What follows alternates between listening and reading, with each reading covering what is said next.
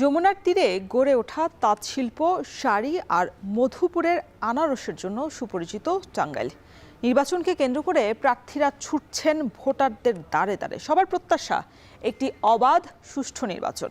সেখানকার সবশেষ পরিস্থিতি জানাতে আমাদের সাথে এই মুহূর্তে যুক্ত হয়েছেন সহকর্মী সুলতানা স্বর্ণা। স্বর্ণা, জানাবেন যে নির্বাচনী আমেজ টাঙ্গাইলে কেমন দেখছেন, প্রচারণায় প্রার্থীরা কি প্রতিশ্রুতি দিচ্ছেন?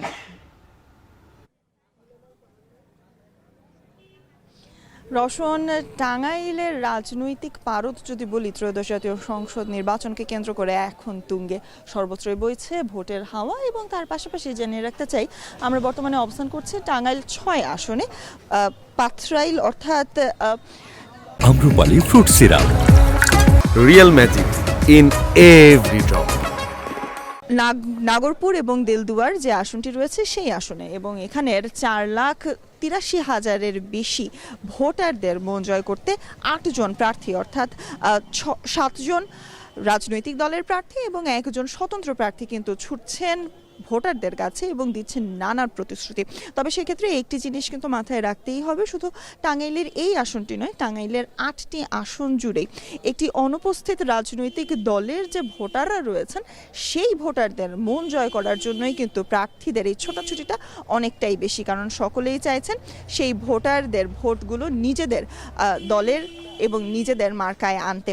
এবং সেজন্য আমরা দেখেছি বিএনপির যারা প্রার্থী রয়েছেন এবং বিএনপির যিনি বিদ্রোহী প্রার্থী রয়েছেন, উভয় প্রার্থীকেই কিন্তু আমরা দেখেছি বিভিন্ন ধরনের প্রত্যাশা নিয়ে ছুটে যেতে। তার পাশাপাশি যেমন জামায়াতের পক্ষ থেকে, 11 দলীয় জোটের পক্ষ থেকে একজন প্রার্থী রয়েছেন, হাত পাখার পক্ষ থেকেও কিন্তু একজন প্রার্থী রয়েছেন। এছাড়াও আমরা জাতীয় পার্টিরও কিন্তু দৌরত্ব দেখেছি এই প্রচারণার মাঠে।